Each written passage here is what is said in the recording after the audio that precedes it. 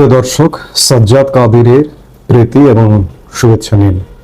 এই মুহূর্তে আপনাদের সামনে কথা বলতে এসেছি হাইকোর্টের পূর্ণাঙ্গ রায় প্রকাশ, তত্ত্বাবধায়ক সরকার কি ফিরছে, এই প্রসঙ্গটি নিয়ে কথা বলবো।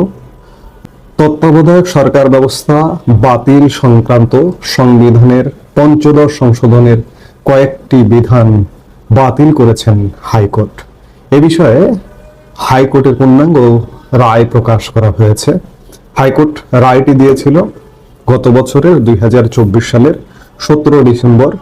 17 ডিসেম্বরের পরে প্রায় 6 মাসের অধিক সময় পরে গতকাল মঙ্গলবার 8 জুলাই 139 পৃষ্ঠার রায় সুপ্রিম কোর্টের ওয়েবসাইটে প্রকাশ করা হয়েছে। এক কথায় যদি বলি যে এই রায়টি প্রকাশ হবার ফলে আমাদের সংবিধানে ত্রয়োদশ সংশোধনের মাধ্যমে 1996 সালে তত্ত্বাবধায়ক সরকারের যে বিধানটি যুক্ত করা হয়েছিল সেই বিধানটি আবারও বলবৎ হবে। 96 সালের যে নির্বাচনটি হয়েছিল সেটি সেই ত্রয়োদশ সংশোধনের ফলে, তত্ত্বাবধায়ক সরকার ব্যবস্থার ফলে তত্ত্বাবধায়ক সরকারের অধীনে সেই নির্বাচনটি হয়েছিল। 2001 সালের যে নির্বাচনটি হয়েছিল সেটি তত্ত্বাবধায়ক সরকারের অধীনে নির্বাচনটি হয়েছিল। 2007 সালে আবারও হোঁচট খায় একটি সংবিধান বহির্ভূত সেনা সমর্থিত তত্ত্বাবধায়ক সরকার গঠিত হয়েছিল 2007 সালে, এবং সেটি প্রায় 2 বছর ক্ষমতায় থেকে একটি নির্বাচন দিয়েছিল। সেই নির্বাচনে বিজয়ী হয়ে সরকারে আসে, ক্ষমতায় আসে আওয়ামী লীগ। আওয়ামী লীগ এসে বিদ্যমান তত্ত্বাবধায়ক সরকারটি যেটি সংবিধানে ছিল সেটি বাদ দিতে বাধ্য হয়।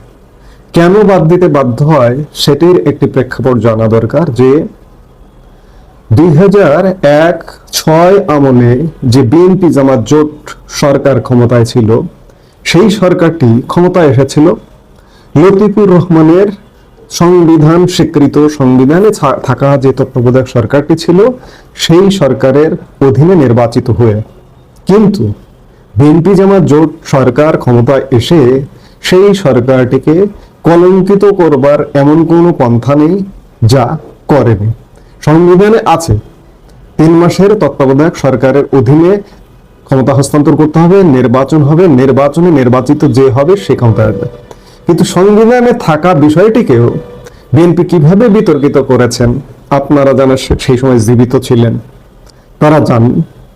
আমি জীবিত ছিলেন কথাটা বলি একটু মজা করেই বলি, কারণ অনেকে আমরা জীবিত কিন্তু জীবিত নয়, মৃত মানুষের মতো ভূমিকা পালন করি, অন্যায়ের বিরুদ্ধে কথা বলি না।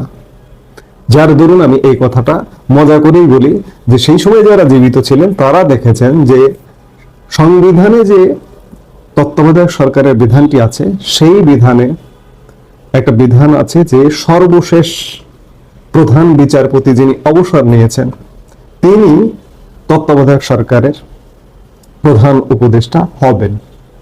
বিএনপি কি করেছিল 2001-06 আমলে তাদের নিজেদের লোককে তত্ত্বাবধায়ক সরকারের প্রধান উপদেষ্টা করবার কারণে যখন সরকারের মেয়াদ শেষ হয়ে যাবে সেই সময় যাতে সর্বশেষ অবসরপ্রাপ্ত বিচারপতি একজন পাওয়া যায় তাদের নিজেদের মতো করে, সেই জন্য বিএনপি জামাত জোট সরকার বিচারকদের অবসরের বয়স বাড়িয়ে দিয়েছিল। 65 বছর ছিল, সেটিকে অযৌক্তিকভাবে বিচারপতিদের বয়স, সর্বোচ্চ আদালতের সুপ্রিম কোর্টের বিচারপতিদের চাকরির বয়স 67 করেছিল। যার দরুন সেই সময়ের প্রধান বিচারপতির বয়স বেড়ে যায়, স্বাভাবিকভাবে 65 থেকে বেশি সময় চাকরিতে নিয়োজিত থাকবার সুযোগ পায়, এবং নিয়োজিত থাকবার সুযোগের ফলে তিনি তত্ত্বাবধায়ক সরকারের প্রধান হবেন।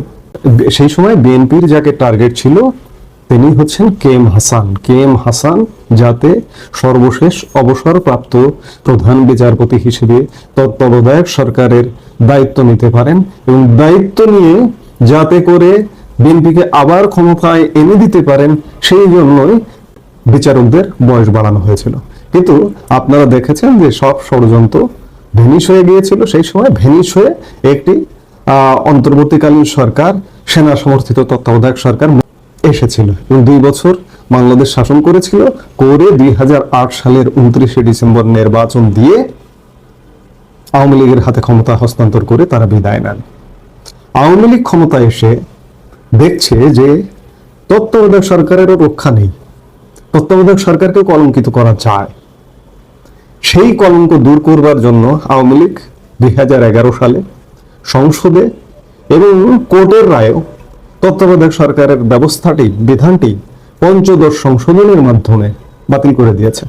আর সেই বাতিল করার প্রেক্ষিতে 2014 সাল, 2018 সাল, 2024 সাল দলীয় সরকারের অধীনেই বাংলাদেশে নির্বাচন হয়। আজকে আওয়ামী লীগকে দোষ দেওয়া যায়, আসামের কাঠগড়ায় দাঁড় করানো যায় যে আওয়ামী লীগ তত্ত্বাবধায়ক সরকার ব্যবস্থা বাতিল করে দিয়েছে। এই আওয়ামী লীগই 2001 সালে 2096 সালে থেকে 2001 সাল পর্যন্ত সুন্দরভাবে দেশ চালিয়ে 2001 সালে সেই সময়ের প্রধানমন্ত্রী বিচারপতি লতিফুর রহমানের হাতে ক্ষমতা হস্তান্তর করেছিলেন। এবং আওয়ামী লীগ 2001 সালের নির্বাচনে পরাজিত হয়েছিল এবং পরাজয়টি মেনে নিয়েছিল। পরাজয়টি মেনে নিয়ে যখন 2006 সালে 1/6 আমলের বিএনপির যখন ষড়যন্ত্র দেখে, তখন আওয়ামী লীগ আসমান থেকে পড়ে গিয়েছিল। তখন আওয়ামী লীগ প্রধান হয়তো ভেবেই নিয়েছিল যে আমি যদি ক্ষমতায় যাই ভবিষ্যতে এই তত্ত্বাবধায়ক সরকারই রাখবো না। তারই পরিপ্রেক্ষিতে 2011 সালে সংসদে এবং একই সময়ে কোর্টের রায়ে, সর্বোচ্চ আদালত আপিল বিভাগের রায়ে তত্ত্বাবধায়ক সরকার ব্যবস্থা বাতিল করে দেওয়া হয়। এবং এই বাতিলের প্রেক্ষিতে আমি খানিক আগে বললাম 3টি নির্বাচন হয়েছে এবং যারা তত্ত্বাবধায়ক সরকার নিয়ে ষড়যন্ত্র করেছিল, বিএনপি, জামাত এবং কিছু বিশিষ্ট ব্যক্তি, সাধারণ মানুষ হাইকোর্টে একটি রিট করেছিল এবং আপিল বিভাগেও একটি রিভিউ আছে, এখনো পর্যন্ত সেটি ঝুলে আছে। তবে গতকালকে হাইকোর্টের পূর্ণাঙ্গ রায়টি প্রকাশ হয়েছে।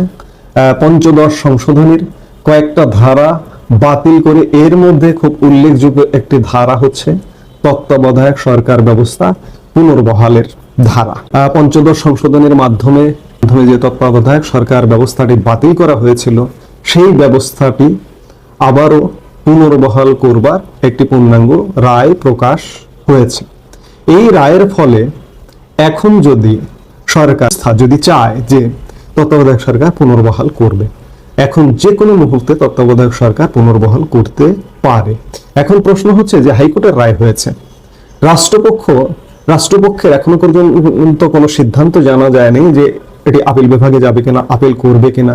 এখন রাষ্ট্রপক্ষের কথা যদি বলি, এখন যারা রাষ্ট্র এক প্রকার পরিচালনা করছেন বা যারা সমর্থনে আছেন, তারাই তো এই রিটটা করেছিলেন হাইকোর্টে তত্ত্বাবধায়ক সরকারকে চেয়ে। তাদের তো আর আপিল করবার প্রশ্নই আসে না। সেই জায়গায় এখন সেই তত্ত্বাবধায়ক সরকার ব্যবস্থা ফিরে আসতে পারে এবং আপিল বিভাগে একটা রিভিউ এখনো পর্যন্ত ঝুলন্ত আছে, সেটিও তত্ত্বাবধায়ক সরকার ব্যবস্থা ফেরানোর পক্ষে নিশ্চয়ই আসবে। সেটি ফেরানোর আগে হাইকোর্টের এই রায়কে কেন্দ্র করে, যেহেতু রায়টা প্রকাশিত হয়েছে, চাইলে তত্ত্বাবধায়ক সরকার 3 মাসের তত্ত্বাবধায়ক সরকার আমাদের সংবিধানে ত্রয়োদশ সংশোধনের মাধ্যমে 1996 সালে যে বিধানটি রাখা হয়েছিল, সেই বিধানটির এগেইনস্টে তত্ত্বাবধায়ক সরকার ব্যবস্থা চালু করা যেতে পারে। সেই বিধানে ছিল কি, সর্বশেষ অবসরপ্রাপ্ত প্রধান বিচারপতি তত্ত্বাবধায়ক সরকারের প্রধান হবেন। এই মুহূর্তে যদি সর্বশেষ অবসরপ্রাপ্ত বলেন, তাহলে বিচারপতি ওবায়দুল হাসান তিনি হবেন তত্ত্বাবধায়ক সরকারের প্রধান। কিন্তু সত্যিকার অর্থে বর্তমান ব্যবস্থা অরাজক সিস্টেম তাকে জোর জবরদস্তিমূলক পদত্যাগে বাধ্য করেছেন। তাকে বর্তমান সিস্টেম গ্রহণ করবেন কিনা সেটি একটি বড় প্রশ্ন। হাইকোর্টের রায়ে বর্তমান সরকারটিকে বৈধ সরকার বলা হয়েছে, কিন্তু এটি তো সংবিধানে নেই। সংবিধান অনুযায়ী সরকার করতে হলে তাহলে আমার সর্বশেষ অবসরপ্রাপ্ত প্রধান বিচারপতিকে দিয়েই প্রধান উপদেষ্টা বানিয়ে 3 মাসের জন্য 90 দিনের জন্য একটি তত্ত্বাবধায়ক সরকার ব্যবস্থা কায়েম করতে হবে। এখন দেখার বিষয়, আমরা অনেক কিছু নিয়মের মধ্যে থাকতে পারছি না।